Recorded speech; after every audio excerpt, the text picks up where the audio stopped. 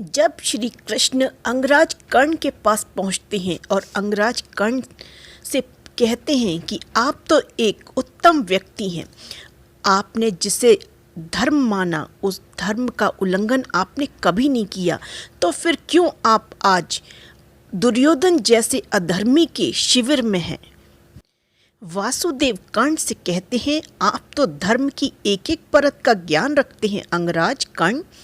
तब कर्ण कहते हैं कि मेरी और दुर्योधन की दोस्ती का आधार ना तो धर्म है ना ही अधर्म, यहाँ तो सवाल दोस्ती का है, वो मेरा मित्र है।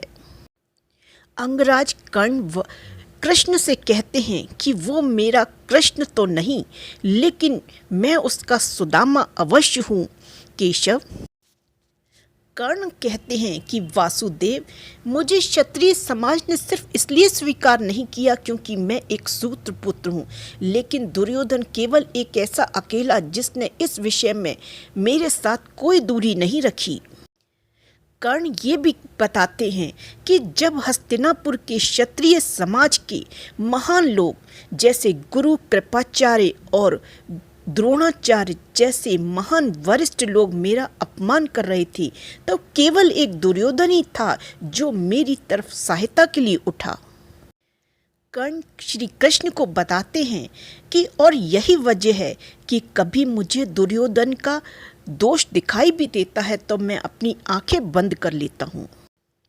तब श्री कृष्ण कर्ण को बताते हैं कि तुम एक सूत पुत्र नहीं हो। तब कर्ण बड़ी ही आश्चर्य भरी निगाहों से श्री कृष्ण की तरफ देखते हैं तो श्री कृष्ण कहते हैं, आपकी माताजी एक बहुत ही आदरणीय परिवार की पुत्री हैं और जब आपका जन्म हुआ तो वो समाज की परनिंदा से डर गई।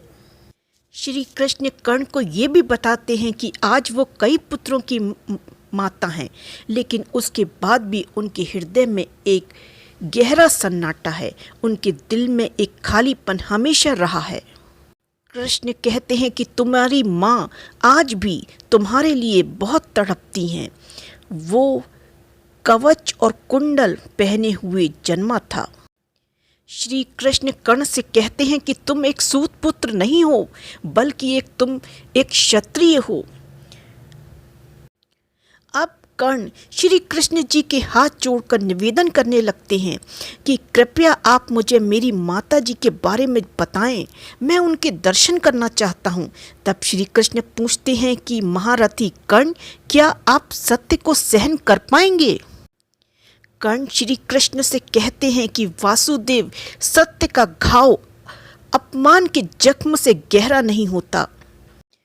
तब श्री कृष्ण एक लंबी सांस लेते हुए कर्ण को बताते हैं कि आपकी माता आपके अतिरिक्त 5 और महान योद्धाओं की माता हैं और वो ऐसे योद्धा हैं जिन्होंने कभी आज तक पराजय का स्वाद नहीं चखा। तब कर्ण आश्चर्य से वासुदेव से पूछते हैं, तो क्या मेरी माता का नाम कुंती है? मैं कौंतेय हूँ।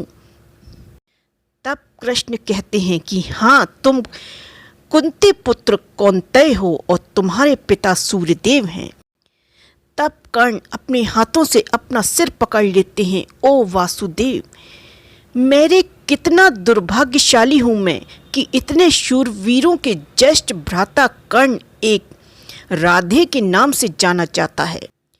कर्ण श्री कृष्ण से कहते हैं, वासुदेव, ये सब बताकर आपने मुझे युद्ध से पहले ही हरा दिया।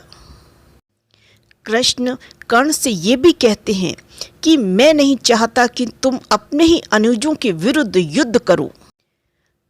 श्री कृष्ण कर्ण को बताते हैं कि तुम्हारा जन्म कुंती के विवाह के पूर्व हुआ था।